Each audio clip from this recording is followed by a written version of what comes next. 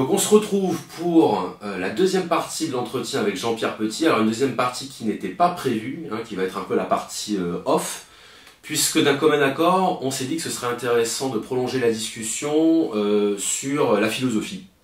C'est-à-dire partir de la science, partir de la cosmologie de votre modèle Janus pour voir ce qu'on pouvait éventuellement en dire sur le plan philosophique. Autrement dit, essayer de tenter l'union de la physique et de la métaphysique. Oui, mais il y a une chose, c'est que le modèle Janus, il ne répond pas à toutes les questions. Hein. Attention, simplement, je dirais que quand vous me parlez de philosophie, de métaphysique, tout de suite, je me retourne vers le philosophe en disant, c'est quoi la métaphysique aujourd'hui, hein? Eh ben, c'est vrai que bon, c'est un peu compliqué de répondre à cette question, parce que la métaphysique aujourd'hui, à ma connaissance en tout cas, il n'y a pas vraiment d'études ou de recherche en métaphysique actuellement.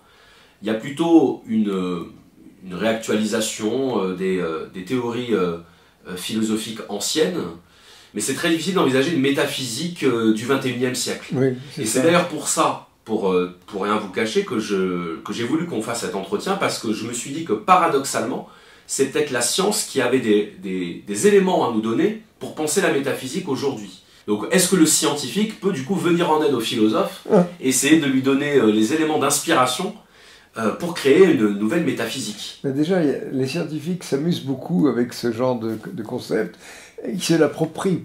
C'est l'air de dire maintenant, l'être, c'est nous qui sommes à même le définir. Alors, c'est vrai que quand on a vu apparaître la mécanique quantique, c'est vraiment l'entourloupe complète, quoi. Le réel disparaît derrière un écran de fumée, quoi. C'est incroyable. On croit que c'est des particules, non, c'est des ondes. On croit que c'est des ondes, non, c'est des particules. Ensuite, vous avez des paradoxes. Vous avez des photons qui passent par deux fentes à la fois. Il n'y a qu'un seul photon. Vous avez le paradoxe EPR. Vous avez des photons qui se disent bonjour alors qu'ils s'éloignent à 2 fois la vitesse de la lumière, etc. Donc, ça permet de jouer énormément avec ce caractère déconcertant. Ça donne d'excellents films de science-fiction, par exemple, plutôt qu'autre chose. Ça donne des grands discours. Et qu'est-ce qu'on peut dire de tout ça? Alors, le modèle Janus est intéressant parce qu'il apporte une sorte de réponse à tout ça. Bon, d'ailleurs, vous commencez à voir dans le Nouvel Observateur de janvier que des scientifiques disent qu'il y a 2 univers qui ont du temps, qui vont à l'envers. Et ça, le premier type qui a dit ça, c'est Sakharov. Qu'est-ce que c'est que des mondes qui ont des flèches du temps opposées? C'est magnifique, un truc comme ça. Alors en plus, on rajoute au milieu de tout ça cet objet qui est le Big Bang. On lui donne toutes les formes, on lui prête de toutes les vertus, tout ça. Alors, le modèle Janus a replié l'ensemble et il amène des éléments diachrones et antichrones à coexister et à interagir. Bon. Et là encore, pour un physicien théoricien, le réel, ça s'écrit sur un tableau noir avec des formules. Hein. Par exemple, si vous me dites, est-ce que vous pourriez m'expliquer ce que c'est que la relativité restreinte? Je dirais, c'est formidable quand j'écris des formules sur un bout de papier. Là, ça devient clair. Autrement, je ne peux pas vous expliquer. Même, on pourrait dire, mais est-ce que vous avez une image mentale? Non, non, on n'a plus d'image mentale. Justement, les scientifiques modernes, depuis le début du siècle, eh ben, ils ont substitué les formalismes aux images mentales. C'est ça qui est étonnant. L'exemple type, c'est la mécanique quantique, où à ce moment, on vous dira, ne vous faites pas des images mentales, vous avez faux à tous les coups. C'est ça, oui. On est prisonnier d'une espèce de représentation des choses qui ne correspond pas à la réalité. Donc on est obligé de passer par des images, par des aperçus, par des points de vue. Donc on va dire, par exemple, le photon est à la fois une onde et une particule, alors qu'en fait c'est mal dit, c'est pas comme ça qu'on devrait dire. Ça montre aussi les limites de notre perception dans l'appréhension du réel. Complètement. Vraiment, le scientifique est aussi désarmé que l'homme de la rue vis-à-vis de ces choses-là. La seule chose, vous savez, ça fait tout de suite penser au Petit Prince, quoi. Dire, le physicien théoricien, il habite sur une planète de physique théorique. Et quand on lui pose des questions, le Petit Prince lui dit comment est le réel? Alors je vais te montrer. Il écrit des choses au tableau, c'est ça. Et donc, vous avez parlé du temps, du rapport au temps. C'est vrai que dans une conception métaphysique classique, on va partir, par exemple, d'un acte créateur qu'on va forcément, à un moment donné, devoir localiser dans le temps. C'est-à-dire que si la création est hors du temps, ce qui suit la création est dans le temps. Donc il y a quand même la représentation d'un temps linéaire, d'un temps continu, en tout cas dans l'esprit des philosophes, hein, j'entends. qui, si on s'apercevait qu'il existe un temps antichrone, donc un temps qui va à reculons pour nous, ben ça remettrait complètement en cause cette conception métaphysique. Moi, j'aurais bien aimé discuter avec Étienne Klein, parce qu'il s'est tellement intéressé au temps. Il y a des choses tout à fait passionnantes à dire là-dessus. Alors, le truc, c'est que, finalement, avec le théorème de Souriau, les objets qui vivent à robust temps, simplement, ils ont une énergie et une masse négative. Donc là, ça va. Alors, à ce moment-là, on se dit, bon, bah, à un moment donné, l'univers, eh bien, c'est de la matière, avec une masse positive, les étoiles, les galaxies, nous, et puis en même temps cohabitent des choses qui sont à masse négative. Alors il y a une chose intéressante, c'est de s'interroger comment est fait ce monde des masses négatives. Alors ce monde des masses négatives, d'après les simulations Janus, lorsque l'univers sort de l'amorphe, se forment des conglomérats de masses négatives, qui sont à ce moment-là sphéroïdaux, et qui se comportent comme des proto-étoiles. Alors, c'est fait avec quoi? Eh bien, c'est de l'antimatière, mais c'est de l'anti-hydrogène, de l'anti-hélium, peut-être un petit peu d'anti-lithium, puis des anti-électrons, voilà. C'est tout des anti, mais ça ressemble finalement aux proto-étoiles de notre univers, sauf que le signe est différent. Alors, il y a une chose, c'est comment se forment les étoiles. Par exemple, quand le Soleil se forme, au départ, c'est une proto-étoile, et cette proto-étoile est beaucoup plus grande que le Soleil actuel. Je ne sais pas, je crois que ça doit être près de l'orbite de Vénus, quoi. C'est un grand nuage de gaz chaud, comme ça, qui est à 2-3 000 degrés, et qui rayonne. Et il faut qu'il se débarrasse de sa chaleur pour pouvoir se contracter et que les réactions de fusion démarrent. Donc, on appelle ça le cooling time, le temps de refroidissement. Alors, donc, une proto-étoile, quand elle se forme, elle a une masse m, et cette masse, eh bien, le volume d'une sphère, c'est 4 tiers de pi r3. Donc, c'est comme le cube du rayon. Donc, plus la masse est grande, plus le volume est important. Mais par contre, elle rayonne par sa surface qui varie comme le carré. C'est 4 pi r2. Donc, autrement dit, plus l'étoile est massive, plus il y a d'énergie à dégager, mais le radiateur ne suit pas. Donc, les étoiles massives ont des temps d'amorçage beaucoup plus long. Alors maintenant, si on extrapole ça à ces objets du monde négatif, eh bien, ils ont des temps de refroidissement qui dépassent l'âge de l'univers. Donc c'est des grosses proto-étoiles qui ne s'allument jamais et qui continuent à rayonner dans le rouge et l'infrarouge. Alors ça a une conséquence importante, c'est qu'il n'y a pas de fusion, il n'y a pas de morphogénèse particulière, on ne fabrique pas de carbone, on ne fabrique pas de soufre, donc ça reste comme ça en l'état avec de l'anti-hydrogène, de l'anti-hélium. Il n'y a pas de briques de la vie, il n'y a pas de planète, il n'y a pas d'étoiles, surtout il n'y a pas de vie.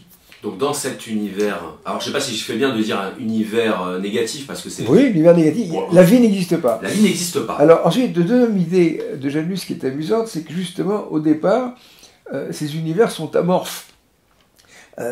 Donc, que ce soit dans le monde des masses positives ou des masses négatives, il n'y a pas d'objet. Et à ce moment-là, ça laisse une idée, c'est que comment les pensées peuvent-ils exister quand il n'y a pas d'objet? Oui, parce que pour qu'il y ait une pensée, il faut qu'il y ait l'objet de pensée. Voilà, et là, il n'y a rien sur quoi se concentrer. Oui. Donc, s'il n'y a rien pour quoi se concentrer, est-ce que l'univers pense? Est-ce que les pensées existent? Alors ça, c'est assez amusant. Alors après, il y a un autre paradoxe qui est rigolo, c'est de se dire, est-ce qu'on va essayer de remonter vers les origines, vers le Big Bang? Oui. Alors à ce moment-là, on remonte dans le passé, et vous savez que quand on remonte dans le temps, l'univers devient de plus en plus chaud. Et la chaleur, c'est aussi les vitesses d'agitation des particules. Oui. Et à ce moment-là, elle commence à tangenter la vitesse de la lumière. Et quand elle tangente la vitesse de la lumière, le temps ne s'écoule plus. Vous savez que quand les particules, les photons, ont une durée de vie nulle dans leur temps propre. Moi, je disais dans une bande dessinée qu'ils ont leur acte d'essai qui est collé au verso de leur extrait de naissance. Ah, c'est très bien dit, oui. Voilà, oui, voilà, oui. Voilà. Donc, autrement dit, un physicien dira, je veux bien considérer le temps, mais avec quelle horloge? Alors, voilà. Ah, bah alors là, c'est Est-ce qu'un temps existe sans horloge? Voilà. Mais ça, c'est parfait. Hein? Je vais vous soumettre des pistes, des idées, puis vous allez réagir en tant que physicien là-dessus. Quand on vieillit, on a l'impression que les années passent plus vite. Bon, alors on peut avoir une explication logique, c'est de dire, bah, quand on a 40 ans, un an, c'est 1/40e de notre vie. Alors que quand on a 10 ans, un an, c'est 1/10e. Donc en termes de proportion, effectivement, il n'est pas délirant de considérer que le temps passe plus vite. Après, on peut considérer que c'est purement subjectif. Moi, ça m'arrivait quelquefois, d'ailleurs, c'était amusant, de voir un chronomètre défiler et avoir l'impression que les secondes défilaient très rapidement par rapport à l'époque où j'étais enfant, Parce que quand j'étais enfant, j'arrivais à battre la mesure seconde par seconde, et aujourd'hui, quand je vois un chronomètre, j'ai l'impression qu'il y a eu un dérèglement du temps. Tout ça pour dire quoi? Parce que là, on parle d'impression subjective, bien sûr. Tout ça pour dire quoi? Que ça pose la question de savoir si le temps s'écoule uniformément depuis toujours, ou est-ce qu'il y a une vitesse du temps qui peut varier? Bah, en tout cas, à l'échelle d'une vie humaine, moi je trouve que l'évocation est très amusante, parce que est-ce que les enfants vivent le temps au même rythme que nous? Moi je pense que non. Alors je vais vous donner un exemple. Quand j'étais gosse, je devais avoir 7-8 ans, je me suis cassé une jambe dans la station balnéaire de La Baule. J'étais tombé d'un mur. Et il se trouve que mon ami Benveniste avait un appartement de vacances là-bas, donc je suis allé un jour passer des vacances à La Baule, et je suis arrivé, j'avais 45 ans, et j'ai retrouvé La Baule, donc 40 ans plus tard. Et à ce moment-là, tout avait rétréci. C'est-à-dire que la maison de mes parents était devenue une maison de poupée. La distance qu'il y avait entre le Romblay et la mer, c'était rien du tout. La place de la République à côté, c'était... Voilà, tout avait rétréci. C'est incroyable, un truc. Et alors, le mur dont je m'étais cassé la gueule, mais il faisait 1m50, il faisait pas... Oui. Donc, autrement dit, il y a une chose, c'est que quand, à un âge donné, on est son propre étalon de longueur. Voilà. Donc, alors après... Imaginez qu'on fasse la même chose avec le temps. Oui. Alors le temps, effectivement, il faudrait imaginer tout d'un coup un gosse qui a un accident et qui rentre dans le coma à 7 ans et qui se réveille à 40 ans. Ah oui, tiens. Et là, qu'est-ce qui se passerait? Oui. Hein, à ce moment-là, imaginez que à 40 ans, il vienne visiter l'endroit où il vivait quand il avait 7 ans, et à ce moment-là, est-ce qu'il va tomber? Il va avoir l'impression que les choses vont très vite. Vous voyez, il y a une chose, par exemple, le fait que les enfants ne vivent pas le temps à la même vitesse, c'est une chose qui les aiderait pour l'apprentissage. Complètement. C'est-à-dire que pendant une seconde, il se passe énormément de choses. Et regardez, par exemple, les autistes. Vous vous rappelez le film Rain Man? Bien sûr. Quand il y a la boîte de cure-dent qui Oui. tombe et il dit il y en a 540. Mais parce qu'il les a comptés. Oui, c'est vrai. Parce que pour eux, il a 20 minutes pour compter les trucs, alors qu'en nous, c'est 2 secondes. Ça, c'est très intéressant. Et justement que l'autisme, cette forme d'autisme, c'est un dérèglement de l'horloge temporelle. Et c'est pour ça qu'on n'arrive pas à communiquer avec les autistes. Parce que pour eux, ou on bouge trop lentement, ou on bouge trop vite. Mais vous voyez, c'est un truc... Il faut imaginer tout d'un coup qu'on change d'échelle de temps, et à ce moment-là, on voit les gens qui bougent comme ça. C'est étonnant. Le film de Rainman est vraiment intéressant. Et est-ce qu'on a un moyen, est-ce qu'on aurait un moyen de vérifier que le temps s'écoule de manière uniforme? Est-ce qu'il y a un moyen, un outil objectif, une horloge qui permettrait de le mesurer? Ou bien cette horloge serait elle-même soumise à cette évolution de la vitesse d'écoulement du temps, et du coup ce serait non mesurable, vous voyez ce que je veux dire? Écoutez, la mesure du temps, c'est pas difficile, il n'y a pas 36 solutions, c'est un angle. Hein. Vous prenez votre montre, hein, 1 heure, c'est le tour d'une aiguille. Oui. Vous prenez la Terre, un jour, c'est le tour de la Terre. Vous prenez un an, c'est le tour de l'étoile autour du Soleil. Voilà, les angles, parce que dire tout d'un coup... moi, je me rappelle un jour, avec Souris, on avait fait une conférence, et j'étais face à des Anglais, et je disais, on va faire une expérience amusante, vous allez tous taper des mains en même temps, et quand on va faire ça, ça va inverser le temps. Et je dis, et vous ne pouvez pas me prouver le contraire, parce que j'ai inversé le temps physique, le temps des particules, le temps psychologique, tout est inversé. Et là, il y a un Anglais qui dit, si ça ne veut vous faire rien, je préfère le mettre comme il était avant.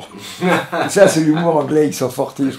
Voilà. Mais je veux dire que la pierre de touche, c'est les angles. Hein. Alors, le truc, c'est qu'effectivement, quand on cherche à explorer le temps dans le passé, à ce moment-là, on s'est dit, je vais prendre une horloge élémentaire, ça va être 2 petites particules qui tournent autour de l'ensemble de gravité, et puis le hasard fait qu'elles n'ont pas fait de mauvaises rencontres. C'est-à-dire qu'elles sont restées sans entrer en collision avec les autres. Bon, alors à ce moment-là, ma foi, avec la physique classique, si cette chose-là est merveilleuse et possible, eh bien, mon horloge élémentaire fera un nombre de tours fini jusqu'à l'instant zéro. Mais dans Janus, il y a cette idée de constante variable qui explique l'homogénéité de l'univers. Et à ce moment-là, quand on prend ce modèle, eh bien, plus on se rapproche de l'instant zéro, plus il y a de tours. Et si le tour, c'est le temps, ça veut dire que l'instant origine est séparé de nous par un temps infini. Donc il n'y a pas d'origine. Oui. Là, ça devient...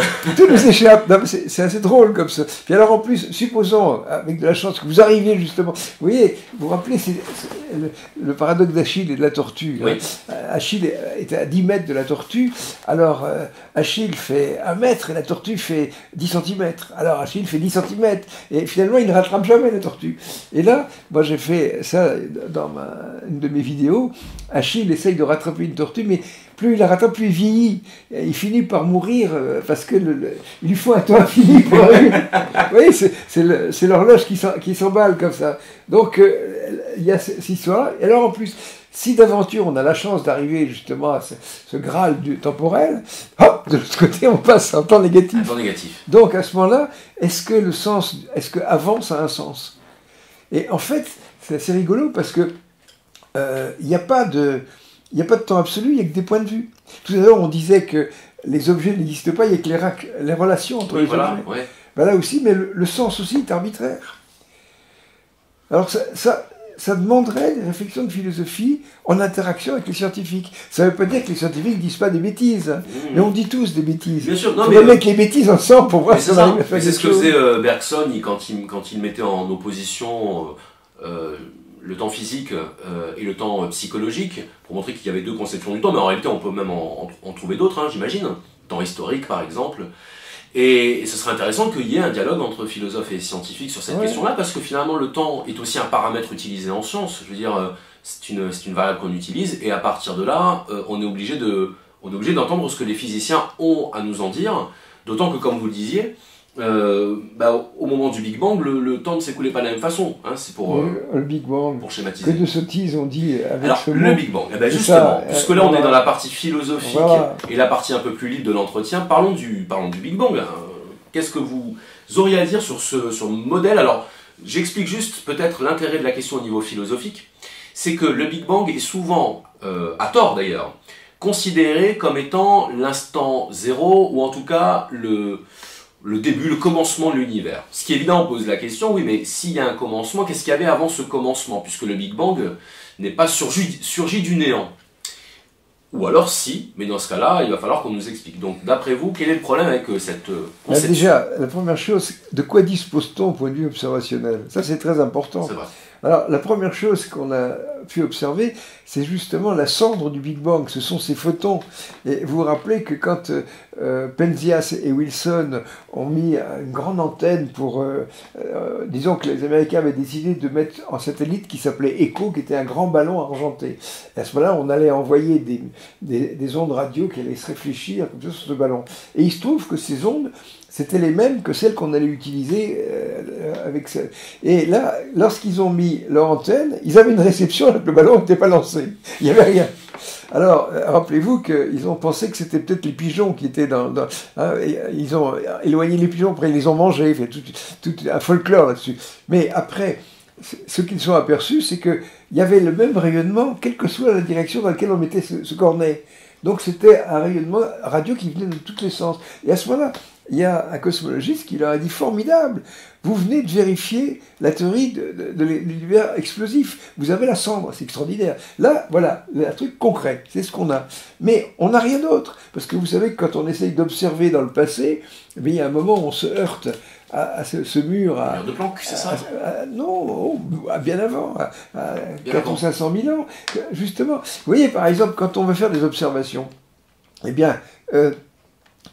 ce qu'il y a de formidable, c'est qu'on arrive à voir des objets qui sont à 7-8 milliards d'années-lumière. Ça signifie que les photons que je vais capturer sur ma pellicule, ils ont réussi à faire 7 milliards d'années-lumière sans rencontrer personne. Donc ça veut dire que l'univers est extrêmement transparent, quoi. Ah ouais, ok. Et qu'est-ce que c'est un objet transparent? C'est un objet où les photons peuvent se balader sans avoir de problème. Bon, maintenant, il y a les objets opaques, c'est pas dur, vous mettez un écran, boum, ça passe plus. Puis vous avez, l'intermédiaire, c'est la glace de salle de bain qui est translucide. Hein, quand vous voyez le corps de votre femme qui est tout flou par derrière, voilà, c'est ça. Eh bien, lorsqu'on cherche à voir dans le passé, on arrive à ce mur où justement l'univers interagit avec les photons et tout devient flou. Et vous avez déjà vu cette image de l'univers primitif. Oui. Et on ne peut pas voir au-delà parce que ce qu'on voit, ça n'est rien d'autre que des interprétations de cet objet, quoi. Oui. C'est une sorte de frontière temporelle. Alors après, bon, bah, il y a le théoricien qui dit, oui, aucun problème, je vais remonter dans le passé. Et il y avait un type qui s'appelait Steven Weinberg, qui est prix Nobel, qui a fait un bouquin qui a marqué son temps, j'ai trouvé ça formidable, qu'il a appelé The First 3 Minutes, les 3 premières minutes. Et ce livre-là, c'était une excellente vulgarisation justement sur ce problème de la jeunesse cosmique, mais il disait, ben moi je préfère démarrer au premier centième de seconde, parce que là, je vois ce qui se passe, mais avant, je trouve que c'est très flou. Et c'est vrai que quand on est au premier centième de seconde, eh bien, à ce moment-là, on a le monde avec les protons, les antiprotons, les neutrons, etc. Mais quand on remonte avant, Oui. ben, on va avoir le monde des quarks. Alors, la question, c'est que vous n'imaginez pas tout ce qu'on a élucubré après avec les ruptures de symétrie, les trucs, les machins, etc. Et puis après, on arrive au mur de Planck. Et qu'est-ce qu'il y a avant le mur de Planck? Tout ça, Weinberg dirait, c'est de la spéculation. Hein, et regardez, par exemple, cette théorie de l'inflation. L'inflation, elle fait partie du modèle cosmologique. Quand vous regardez les schémas, vous avez vu, vous avez un point, pouf, tout d'un coup, ça rentre comme ça. Et pourquoi cette expansion aussi rapide? Parce que lorsqu'on a observé le cosmos dans son état le plus primitif, on l'a trouvé homogène à un 100 millième près. Alors, homogène à un centimètre près, ça veut dire que la densité, la température, c'est la même partout. Mais alors, si c'est comme ça, c'est que les particules ont pu interagir. Et comment font-elles pour interagir alors que dans la théorie du Big Bang, elles s'éloignent plus vite que la vitesse de la lumière? Vous voyez, je vais essayer de donner un exemple. Imaginez vous habitez un pays, et ce pays est en train de se dilater. Et à ce moment-là, vous avez des villages comme ça, et ils sont distants, on voit le village lointain, et on décide d'envoyer des cavaliers vers les autres villages pour porter un message. Et malheureusement, le cheval va moins vite que la dilatation. C'est-à-dire que la distance entre les villages augmente tellement vite que le cavalier... Voilà, plus on se rapproche, plus on s'éloigne. Voilà, et alors, il y a un moment où ça s'inverse, enfin il finit par arriver, et là, à ce moment-là, il apporte son message, donc à ce moment-là, on va pouvoir échanger, on va pouvoir parler la même langue. Et là, ce cosmos primitif, c'est comme si toutes les particules de la lumière parlaient le même langage, alors qu'elles n'ont pas échangé un mot. Donc à ce moment-là, il fallait trouver une explication. Alors c'est le russe Linde qui a proposé ça en 1988-89. Il a dit que l'univers a subi une inflation de 10 puissance 30, c'est à 10 puissance moins 33 secondes, et vous mettez 27 zéros, enfin, c'est n'importe quoi. Alors après, on pourrait dire, mais qu'est-ce qui provoque cette inflation? Ah, c'est des particules qui s'appellent les inflatons. Les inflatons, qu'est-ce que c'est? Et alors, moi, j'ai rencontré une astrophysicienne il y a quelques semaines qui me disait, il y a autant d'inflatons que de théoriciens. Chacun a son modèle. Bon, autrement dit, on ne sait pas ce que c'est. Ouais. Donc, vous voyez, il y avait l'horreur du vide qui permettait au mercure de monter dans le baromètre, et là, vous avez l'inflaton qui permet... Et alors, après, qu'est-ce que c'est l'inflaton? Ben, c'est un composant essentiel qui va se transformer après en matière. Waouh! Alors, avant même d'arriver au temps de Planck, franchement, c'est la fiction, quoi. Il faut être un peu modeste, quand même. Est-ce qu'on peut dire « je ne comprends pas » ça, oui, tout simplement. Je crois. Moi, je crois qu'il faut un appel à la modestie, quoi. Hein, il faut être ambitieux, mais il faut quand même connaître ses limites. Oui, je vous rejoins dans le sens où c'est vrai que la tentation de spéculer sur un avant ou sur un ailleurs est grande, parfois en dépit des faibles éléments dont on dispose. Mais alors justement, continuons, parce qu'on parlait du Big Bang, on parlait de la matière, ça nous conduit aussi à la question de la vie, de ses origines, de sa nature. Alors moi j'ai quand même une question à vous poser, simplement parce que sinon je vais me faire engueuler. Peut-on concevoir une vie autrement que selon les modalités physiques qu'on lui connaît sur Terre? C'est-à-dire que quand on parle de vie dans l'univers, est-ce qu'on parle de quelque chose qui serait structuré de la même manière que l'est la vie sur Terre, ou est-ce qu'on peut imaginer d'autres formes de vie? Bah écoutez, il y a d'abord une chose qui est intéressante, c'est de voir que la nature, sur le plan physique, n'a pas autant d'imagination que ça. Regardez par exemple, au départ il y a de l'hydrogène, après ça fait du carbone, ça fait du soufre, et des choses comme ça. Puis vous avez la table de Mendeleïev avec ses 100 atomes. Oui. Eh bien, ce sont les mêmes 100 atomes dans tout l'univers. Et pourquoi? Mais parce que ce qui se forme, c'est ce qui est probable et ce qui est stable. Vous savez, j'ai fait une expérience amusante dans le temps. Vraiment, elle est assez impressionnante. On prend une baguette en bois de section cylindrique, de la taille de mon petit doigt, puis on découpe des petits cylindres comme ça. Alors après, vous vous rappelez, il y a ces espèces de crochets qu'on accroche sur les rideaux. D'un côté, c'est un anneau, de l'autre côté, c'est un crochet. Donc vous mettez un anneau d'un côté et un crochet de l'autre. Puis vous en mettez une trentaine dans un sac et vous secouez. Et quand vous renversez, il y en a un certain nombre attachés. Il y en a qui sont attachés par 2, il y en a quelques-uns par 3. Alors, c'est assez rigolo, c'est que vous ne pouvez pas faire cette expérience sans qu'ils s'attachent. C'est-à-dire que la probabilité qu'ils soient tous détachés, c'est pas possible. Okay. Maintenant, la probabilité pour qu'ils soient tous qu'il fallait un collier, ça c'est pas possible non plus. Donc vous avez un problème de probabilité, et même si vous faites l'expérience 100 fois, vous allez avoir une certaine proportion de temps de machin attaché 2 fois, 3, extraordinaire. Donc vous voyez, là, on a la morphogénèse, la nucléosynthèse primordiale, vous l'avez sous les yeux. Alors, c'est vrai que quand vous prenez des petites sphères aimantées, moi j'avais un jeu comme ça dans le temps, bah, quand vous en prenez 4, vous faites comme un empilement de boulets, quoi. Vous avez 3 boulets avec un autre. Ça, c'est un atome d'hélium. Et c'est très géométrique, c'est très stable, donc ça se forme. Donc c'est stable. Maintenant, un truc avec 5 boulets, oulala, ça va pas. Et en fait, on retrouve, par exemple, c'est des surieux qui me disaient que quand on prend le carbone, c'est 3 fois 4. C'est un peu comme s'il y avait 3 héliums. Et c'est vrai que si on avait un système où on puisse fabriquer des noyaux avec des boules, eh bien, il y a des nombres magiques qui fait qu'on arrive à faire des choses à peu près sphériques. Tout d'un coup, on rajoute un nucléon, ça va pas, quoi. Bon. Donc, vous voyez, il y a cette notion d'harmonie, de résonance, de symétrie, de stabilité. Donc, avec ça, ça nous sécrète tous ces atomes qui ont des probabilités vachement spécifiques. Le carbone est tétravalent, et le carbone, il apparaît dans tout l'univers, et en même proportion. C'est quand même assez extraordinaire. Alors, à ce moment-là, regardez par exemple des gens qui disaient encore il y a 30 ou 40 ans, qui vous dit que nous ne sommes pas la seule planète dans l'univers. Vous avez vu maintenant à quel chiffre on arrive. Je veux dire, l'apparition de ces planètes est quelque chose d'absolument hallucinant. Alors ensuite, on fabule sur les formes de vie qui peuvent exister. Mais pourquoi est-ce que la nature aurait plus d'imagination là-dedans? Regardez, par exemple, vous avez sur Terre des biotopes différents. Prenez par exemple l'Australie, vous avez des monotrèmes, vous avez des animaux, des mammifères non placentaires, hein, comme les kangourous, le rat marsupial, etc.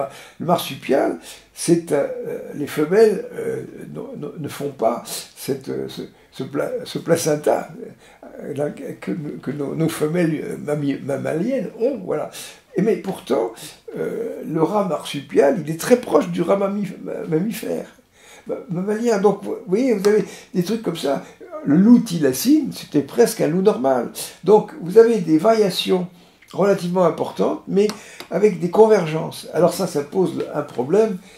Est-ce qu'il y a ce qu'en Homme appelait des créodes, est-ce qu'il y a des chemins préférentiels? Vous savez, quand vous avez, je sais pas, une rivière qui coule, vous avez des bras de rivière qui se forment, il peut y avoir effectivement des diverticules, et puis ça finit par converger.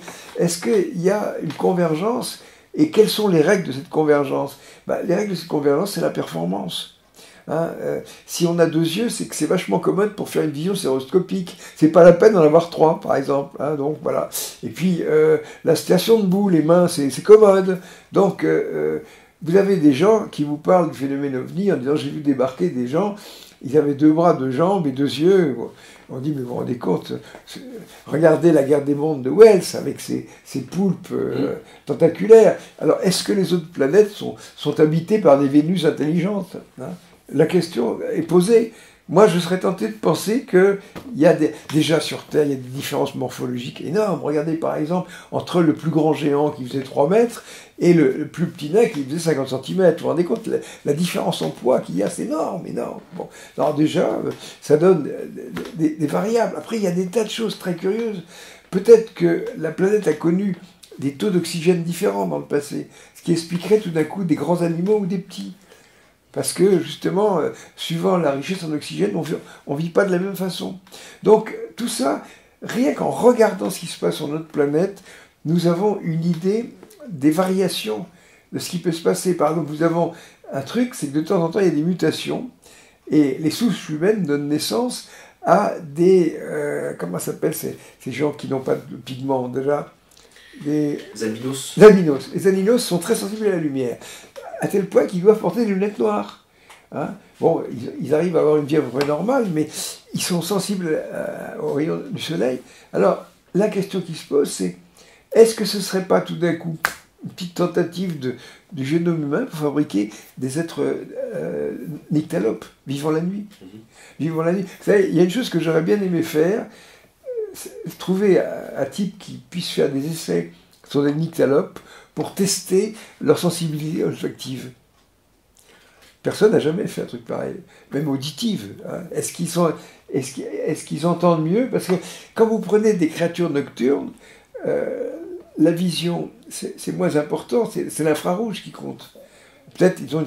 Alors déjà, la peau blanche est beaucoup plus sensible à l'infrarouge. C'est pour ça qu'ils réagissent à la lumière. Et ensuite, est-ce qu'il y aurait une olfaction plus importante? Donc, on peut très bien imaginer une planète où les hommes soient nyctalopes, où ils vivent la nuit. Mais il y a plein de mammifères qui vivent la nuit. Vous allez au Kenya, 90% des espèces vivent la nuit. Le jour, ils se reposent. Ils sont dans des terriers. Oui, c'est assez curieux. Vous avez des tas de règnes animaux dans lesquels le rythme jour-nuit est inversé. Alors, j'ai envie de prolonger un peu ce que vous dites, bon, de plusieurs manières. C'est-à-dire, là, il y a bon nombre de personnes, je pense, qui vont vous reprocher de faire ce qu'on appelle du finalisme, c'est-à-dire de voir une intention dans la nature. Alors, moi, si vous permettez, je vais m'occuper de cette objection en répondant que on peut très bien remplacer le finalisme, tout simplement, par l'idée d'adaptation du vivant à son milieu. Qu'est-ce qui survit? C'est ce qui est adapté.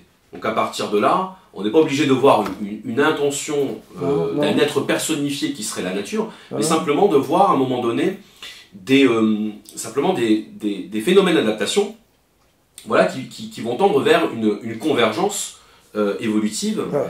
Et comme pour les molécules, toutes les molécules n'existent pas, tous les atomes non plus. Qui vous dit qu'il n'y a pas des planètes où il n'existe pas de carbone? Ah non, je m'excuse, c'est pas possible. Oui. Déjà, il y a du gaz carbonique, il y a forcément du gaz carbonique, il y a forcément de la vapeur d'eau, partout. Et si on prolonge un petit peu, on peut aussi observer une forme d'équilibre dans la répartition, c'est-à-dire que je vais prendre une allégorie, c'est l'allégorie que tout le monde connaît de Prométhée et Épiméthée. Donc on rappelle, Épiméthée était chargé de faire la distribution des caractéristiques chez les animaux. Ah, oui. Voilà, il devait répartir les attributs. Donc il a donné à tels animaux la vitesse, à d'autres la force, etc. Et puis à un moment donné, il arrive à l'homme et il s'est rendu compte que il avait oublié l'homme en chemin. Ah bon. Donc là, c'est son frère Prométhée qui arrive pour réparer les conneries et qui dit bon je vais essayer de leur trouver quelque chose aux hommes pour qu'ils puissent quand même un peu tenir et s'adapter. Et c'est là où il décide d'aller voler le feu aux dieux, de le transmettre aux hommes, et voilà, les hommes se retrouvent finalement avec la connaissance, l'intelligence qui leur permet de survivre et de s'adapter face aux animaux. Et du coup, ça m'amène évidemment vers la question de la conscience, dirons-nous, en tout cas de l'intelligence, et plus exactement de la relation entre le corps et l'esprit. Voilà, donc là ça va nous amener peut-être assez loin, mais voilà, je prends la responsabilité de ce qui sera dit dans cette vidéo.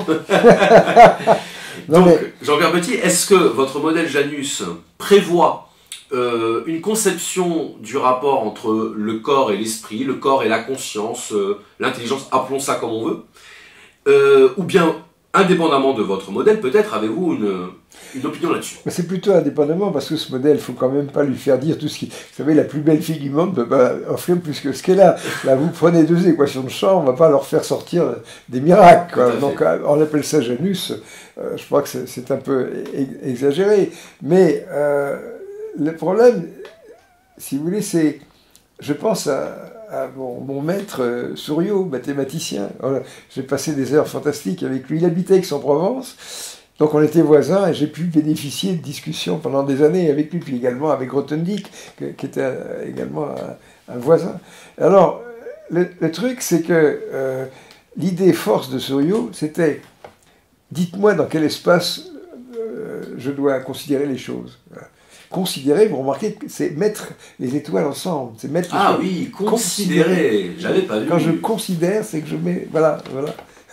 Alors, donc, de quel espace s'agit-il? Et si j'ai les propriétés mathématiques de cet espace, qui se traduisent par le mot groupe, à ce moment-là, je peux savoir quels sont les habitants de cet espace.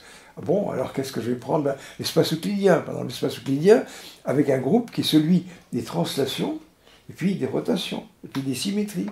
Alors Souriau fait tourner sa petite machine mathématique et dit, ah, il doit y avoir des droites, ah, il doit y avoir des plans, ah, il doit y avoir des cercles, il doit y avoir des sphères. Tous les objets géométriques apparaissent mathématiquement.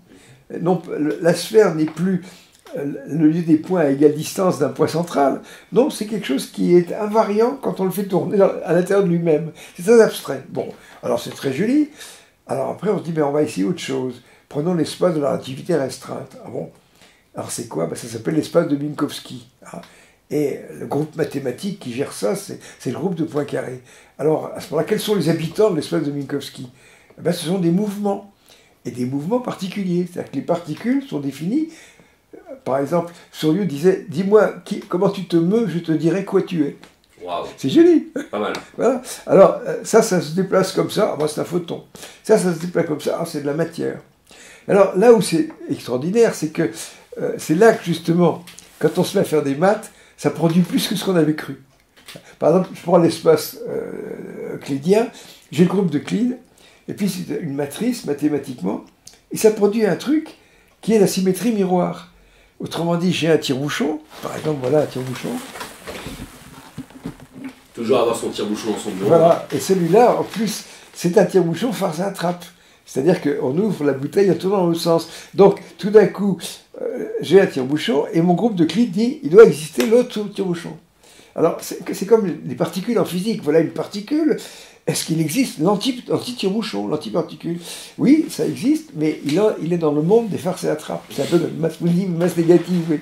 Et là, justement, le groupe de Poincaré dit il doit exister de masse négative. Ça, c'est formidable. Ça a créé le réel. Et à ce moment-là, le modèle apparaît et ça rend compte d'un phénomène. Bon, ça c'est intéressant. Alors, ensuite, on a donc des particules d'énergie positive, d'énergie négative, etc. Et on peut pousser ça plus loin en disant, et si nous habitions dans un espace de Hermite? Ah, qu'est-ce que c'est un espace de Hermite?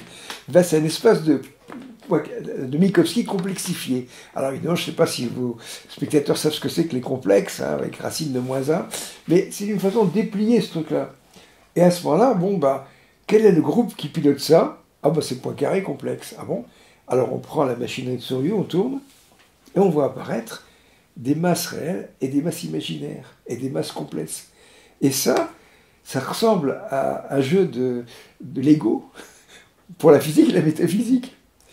Alors j'ai fait un bouquin là-dessus, les gens le diront, je ne sais pas comment les gens vont réagir, mais vous voyez, c'est amusant parce que tout d'un coup, c'était Littré qui disait la métaphysique est un grand lac et pour le traverser, nous n'avons ni barque ni voile. Et là, tout d'un coup, c'est le canot automobile avec le moteur hors bord, monté. Alors, franchement, on a envie de dire, écoutez, en tant que physicien, j'ai fait ça. Vous qui êtes philosophe, vous ne voulez pas qu'on réfléchisse sur ces choses-là. Alors, vous avez regardé un petit peu comment ça se présentait. C'est assez amusant, quoi. Alors, ce qui est particulièrement amusant, justement, quand on déploie ça dans le temps, c'est qu'au départ, l'univers a 4 types de masses. Plus m, moins m, et puis plus im, moins im. Elles sont toutes à différencier. C'est-à-dire qu'en fait, on ne sait pas quelles sont les masses qui vont être positives, qui vont être négatives, et celles qui sont réelles ou imaginaires. C'est assez amusant. Les rôles ne sont pas encore distribués. Mais à un moment, effectivement, il y a une partie qui va constituer la réalité, et l'autre, cette méta-réalité. Donc, du côté de la réalité, ça commence par être amorphe. Il y a juste des particules comme ça qui forment un ensemble homogène. Mais du coup, métaphysique, c'est pareil. Les pensées n'existent pas encore. C'est normal, puisqu'il n'y a pas d'objet. Comment voulez-vous que les pensées existent? C'est assez rigolo. Comme au point de vue philosophique, ce serait amusant. Voilà. Alors, je me permets de vous demander soit une clarification, ou en tout cas, non, on va juste faire une précision, voilà, pour nos auditeurs. Donc, on parle ici, en fait, des mathématiques complexes. Alors, on va juste rappeler la distinction. Donc, il y a les mathématiques avec les nombres qu'on appelle les réels. Donc, les réels, ça va des nombres entiers naturels jusqu'au nombre irrationnel. Voilà. Et ensuite, on entre dans une autre catégorie qui sont les nombres imaginaires. Et donc, vous avez cité racine de -1. Donc, on rappelle à nos auditeurs qui Oui, auraient... vous savez qui a inventé le nombre racine de -1? C'est Cardan. Ouais. Cardano.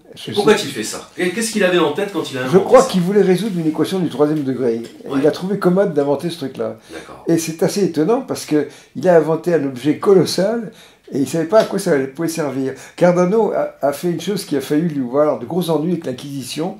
À un moment, il a calculé le thème astral du Christ. Ah, fallait oser. Il fallait oser. Il a regardé les planètes et là, vraiment, il a été obligé d'abjurer. Il a trouvé son signe, le signe. Oui, et son ascendant. Ah oui. Mais il a été obligé de payer des ducats pour ne pas aller en prison et être torturé, c'est effrayant.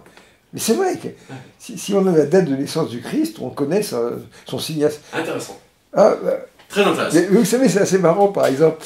Je me rappelle, un jour, je prenais le train avec un jeune séminariste dans un train de nuit, comme ça on discutait. Effectivement, j'aurais pu lui demander est-ce que quelqu'un s'est posé la question de savoir quel était le signe astrologique du Christ?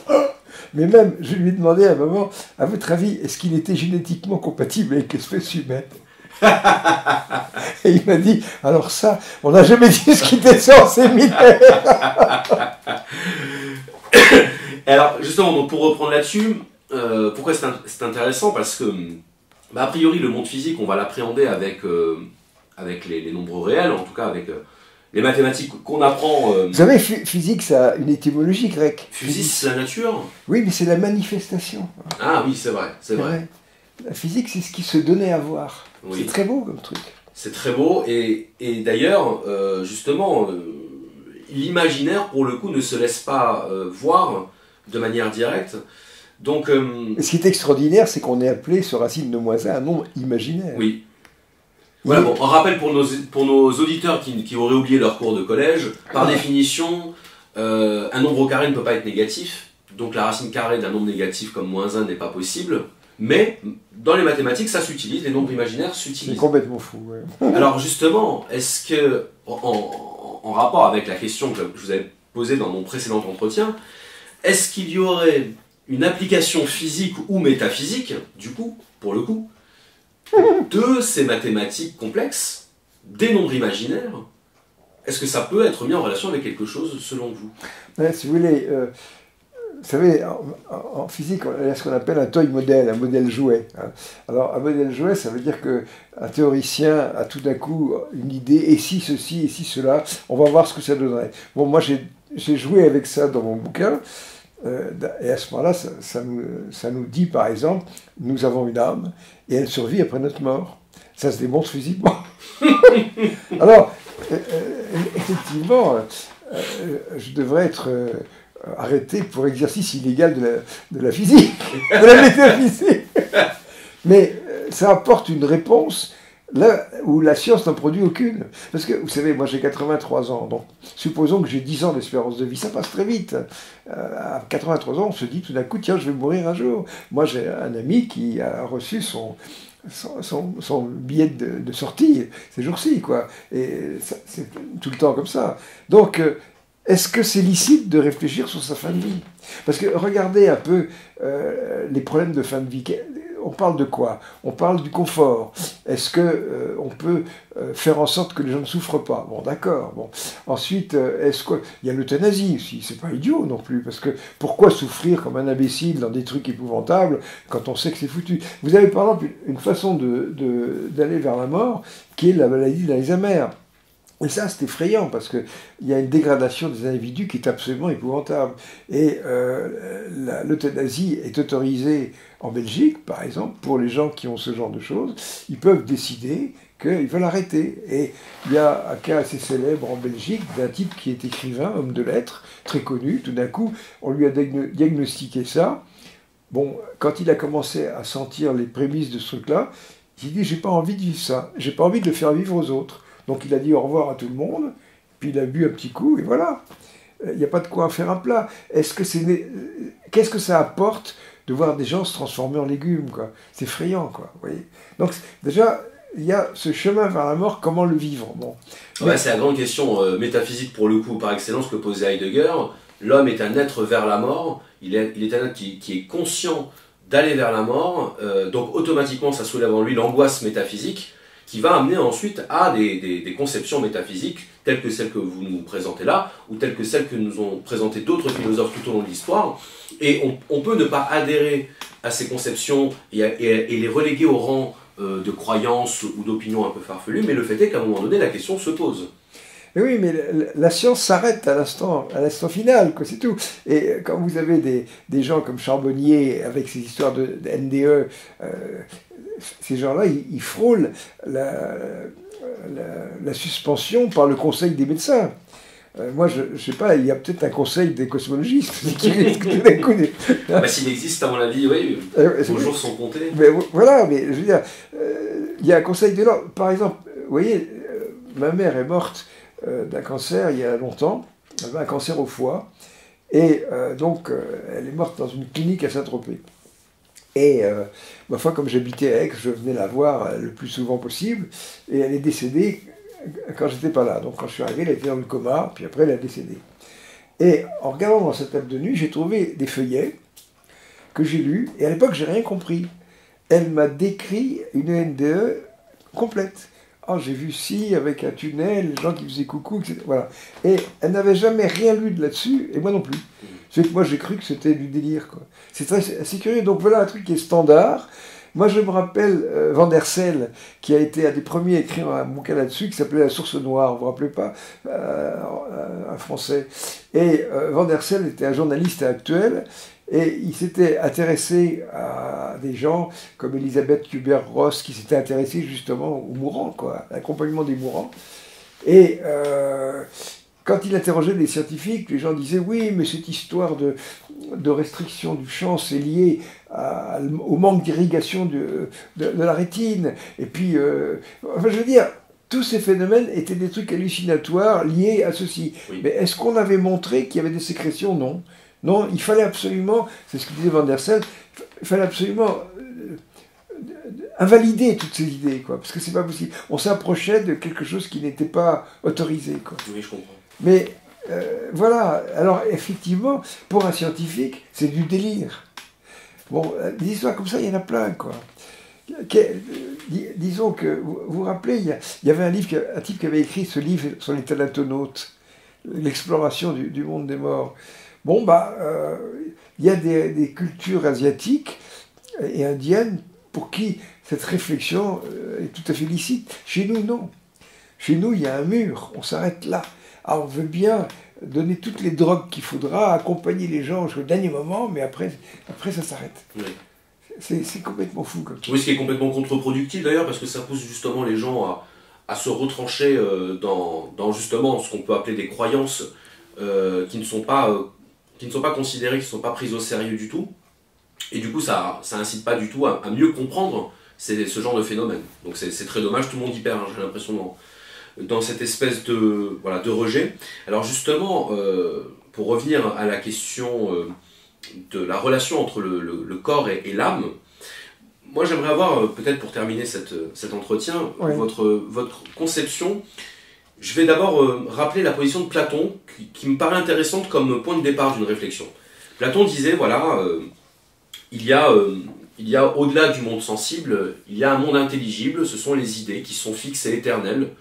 Et il y a en dessous le monde sensible, qui est une sorte de projection en mouvement de ce monde intelligible. Et il expliquait, Platon, que l'homme possédait une âme tripartite, dont la partie la plus basse était en connexion avec l'élément terrestre, l'élément physique matériel, et la partie supérieure, c'était c'était l'esprit, en fait, la partie spirituelle, qui était connectée à ce monde des idées. Et pour m'être intéressé un petit peu à la philosophie, à l'ésotérisme et à la science, j'ai trouvé intéressant de me demander, mais est-ce que finalement le but de la vie, le but qu'on se donne, hein, le but individuel de notre vie, n'est pas de s'élever vers ce monde des idées, de se débarrasser de tout ce qui pollue notre âme, ce que les religions appellent les péchés par exemple, mais qu'on peut retrouver aussi sous d'autres termes, pour s'élever vers ce monde des idées qui est représenté comme étant le paradis, tandis qu'au contraire, le fait d'être uniquement dans la matérialité, dans la pesanteur, dans la gravité, bah, ce serait ce qu'on représente comme étant l'enfer. Vous savez, les Indiens, ils modélisent ça aussi à leur façon, avec des corps. Vous avez le corps astral, le corps éthérique, le corps mental. Pour eux, cette structure métaphysique, c'est comme les poupées russes, quoi. Oui, voilà, c'est ça. Donc vous avez une poupée qui gère les sentiments, les désirs, voilà. Et puis après... Et même le vocabulaire qu'on utilise. Quand on dit par exemple « je suis au plus bas oui. », à l'inverse, on dit qu'on est dans la légèreté. On a des pensées élevées. Voilà, des choses comme ça. On voit bien qu'il y a un champ lexical qui est structuré depuis le début comme étant ce qui nous ramène vers le bas. Voilà, c'est cette idée de poids, de pesanteur qu'on associe à l'enfer dans les religions. À l'inverse, bon, bah, le ciel, c'est évidemment le paradis, hein, c'est Dieu, etc. Mais finalement, est-ce que c'est vraiment votre avis personnel que je vous demande, est-ce qu'il y a une réalité de l'âme? Ou est-ce que ce n'est qu'un concept et quelque chose de symbolique? Moi je crois que c'est réel, mais ce que je veux dire, si vous voulez, c'est que dans l'attitude qu'on peut avoir vis-à-vis de la vie, est-ce qu'on se replie sur sa personnalité ou est-ce qu'on se considère comme en interaction avec son environnement? Oui. Pour moi, l'interaction avec l'environnement, c'est très important. Moi, quand je vois tout ce qui se déroule en France en ce moment, ces sans-abri, ces choses-là, etc., je trouve que nous avons un manque d'empathie, c'est grave. Et en fait, pour moi, le devenir des vivants, c'est vraiment d'améliorer la condition générale, la condition globale. Nous sommes là pour communiquer, pour collaborer pour un plan. Et ce plan, justement, c'est la communication. Et cette communication, nous sommes arrivés à l'époque où cette communication va être extraterrestre. Parce que si, justement, le modèle Janus permet les voyages interstellaires, c'est qu'on va les faire. Donc, simplement, et là, vous voyez, il y a une chose, c'est que ça n'est pas un oiseau qui a des ailes gigantesques qui arriverait à nous transporter vers les prochaines étoiles. C'est forcément la technologie. Donc la technologie est nécessaire. Et la technologie, c'est un prolongement évolutif. Nous avons des pots artificiels, des cristallins artificiels, des couteaux, nous faisons une digestion artificielle en faisant la cuisine pour transformer la nourriture. Bon. Donc autrement dit, nous sommes comme des poupées Mattel, nous avons des tas de gadgets qui vont avec par rapport à un animal, quoi, qui en a relativement peu. Et donc tout d'un coup, une espèce vivante a développé de manière exponentielle une technologie très primitive chez l'animal. Et la question, c'est de savoir pourquoi. Est-ce que ça a une finalité? Alors, c'est pas parce que Dieu lui a inspiré ça, c'est parce que c'est normal, vous voyez. Hein, je veux dire que quand vous prenez les évolutions biologiques, eh bien, vous voyez apparaître dans l'expérience de Miller des acétylaminés, donc les briques du vivant. Et c'est pas parce que Dieu décide que ces briques arrivent, simplement elles sont probables, donc elles existent. Et il n'y a pas quelque chose fait que l'émergence va donner ce concept de vivant. Et pour moi, l'univers est une machine pensante, vivante, qui cherche à étendre son champ relationnel. C'est sa phénoménologie. Et bon, le concept de Dieu n'a plus grand intérêt là-dedans. Alors simplement, quand on a cette perspective, on est très social. C'est-à-dire que moi, je n'adhère pas avec ces visions indiennes du genre il faut chercher un maître pour se réaliser. À chaque fois, c'est toujours centré sur la personne pour épurer son mental, brosser ses chakras, etc. Mais qu'est-ce que vous faites des copains? Voilà. Et je dirais que les gens arrivent à des états méditatifs qui leur donnent certainement un état de conscience différent. Bon, c'est jouissif, ils éprouvent une certaine jouissance, mais en faisant ça, est-ce qu'ils ne sont pas en train d'anticiper leur propre mort? C'est terrible comme idée, hein. C'est que justement, quand on voit ces gens avec leurs belles robes couleur lit de vin qui vous parlent... C'est vrai que l'idée, c'est d'avoir une mansuétude complète, hein, de considérer le genre humain avec un grand sourire, mais nous sommes très solidaires. Et moi, je me sens responsable de tout ce qui se passe sur Terre globale. Ce que je trouve actuellement indispensable, et il faut que nous nous percevions comme une espèce globale. On ne peut pas considérer que le voisin est un ennemi, c'est pas possible. Vous voyez, c'est hypertélique, c'est un dépassement de finalité, c'est idiot. Nous avons des armes pour détruire la vie. Hein, c'est complètement idiot. Puis nous nous battons, mais surtout, moi je suis convaincu que notre technologie est à la veille d'un changement de paradigme qui va nous amener à manipuler les transmutations. Vous voyez, il y a eu un phénomène formidable en 2006, un article de mon ami Malcolm Heiss, qui est décédé en 2012, qui s'appelait « Over 2 billion degrees », plus de 2 milliards de degrés. Et voilà que tout d'un coup, les Américains, avec une Z-machine, fabriquent jusqu'à 3,7 milliards. Plus de 3 milliards de degrés, ils ont fait. Alors que dans un tokamak, vous montez à 200 millions, à 10 fois moins. Et franchement, on aurait dit aux gens, est-ce qu'on pourra un jour faire 3 milliards? Mais oui. Et non seulement ça, mais maintenant, on doit probablement être à 10 milliards de degrés. Pourquoi? Parce que cette machine-là n'a pas de limitation en température. La température atteinte varie comme le carré de l'intensité électrique. Si vous mettez le paquet de millions de terre qui fait... Et ça, si on monte à 1000 milliards de degrés, on va commencer à jouer avec les noyaux. Et si on sait orienter ça, alors on va pouvoir fabriquer les atomes. Et vous vous rendez compte d'un truc comme ça, vous dites, voilà, je voudrais du tungstène. Ah bon, vous en voulez combien? On va prendre la poussière de votre chemin, on va le transformer en tungstène. Ensuite, oh, j'ai des déchets. Ah ben, ces déchets, on va les transformer en hélium. Là, on sera tranquille. L'hélium montera dans la haute atmosphère, sera chauffé par le soleil, et puis éventuellement, ça s'évaporera. Oui. Alors, voilà un monde où pas de problème de déchets, pas de problème de matières premières, pas de problème d'énergie. On fait tout avec ça. La seule chose qui reste, c'est comment nous organiser au mieux. C'est plus la peine d'essayer de posséder des choses, ça n'a plus aucun sens. Vous voyez, vous imaginez la rivière de diamants. Déjà, avec les fouilles artificielles, le fait de se promener avec des pots de panthère, ça a l'air un peu idiot. Mais là, c'est des vrais, quoi. Je veux dire, des vrais diamants. Vous pouvez les tester par cristallographie, ils ont exactement la nature. Donc pourquoi en posséder? C'est idiot. Et ça, philosophiquement, c'est extrêmement important. Le philosophe, c'est pas quelqu'un qui doit réfléchir sur son petit soi à lui. Hein, qu'est-ce que je vais devenir? Moi, c'est vrai. Très bien. Écoutez Jean-Pierre, je vous propose peut-être de conclure cet entretien vraiment très très intéressant sur la philosophie, la métaphysique, et puis aller au-delà un petit peu du modèle scientifique. Est-ce que vous auriez un message à faire passer à nos spectateurs, à nos auditeurs, une bouteille à la mer comme dirait l'autre? Voilà, je vous laisse le mot de conclusion. Disons que quand j'étais prof à la fac d'Aix, on m'a demandé de faire des cours de sciences aux philosophes. Donc je me suis retrouvé dans ce monde-là avec des étudiants de philosophie qui étaient quelquefois relativement âgés. Et ces gens-là m'ont appris énormément de choses.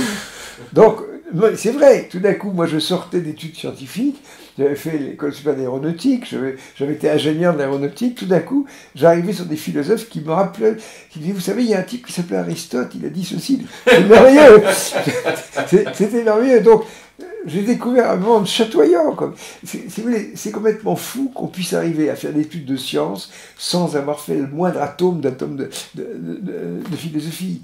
Donc, et inversement, d'ailleurs, et inversement. Alors, vous avez des scientifiques qui font des philosophades. Hein, comme disait un étudiant, à l'heure où la métaphysique est en crise, il est rassurant de voir que la philosophie de bistrot se porte bien. Il y a beaucoup de philosophie de bistrot.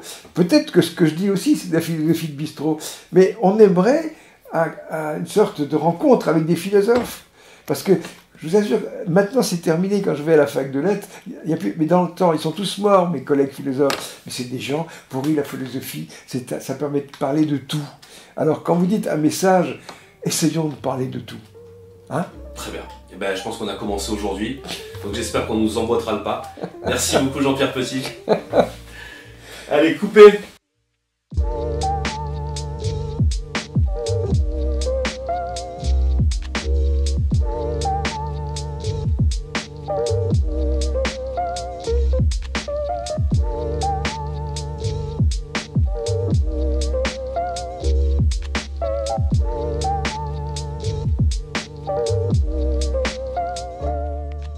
Le mot de la fin, c'est pas mal. Il est parfait. Et si on essayait de parler de tout?